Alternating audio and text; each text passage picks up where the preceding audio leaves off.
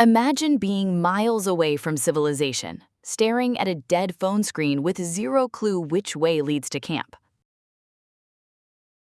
Keeping your devices charged while bikepacking isn't just about convenience, it's about staying safe and on track. For most multi-day trips, a high-capacity power bank is your best friend. A standard smartphone battery usually needs around 5,000 milliamp hours. But since energy is lost through heat and conversion, a 20,000 milliamp hour bank is the sweet spot, delivering roughly 4 to 5 full charges. If you're heading off the grid for weeks, you might consider a dynamo hub that generates power as your wheel spins, or a folding solar panel.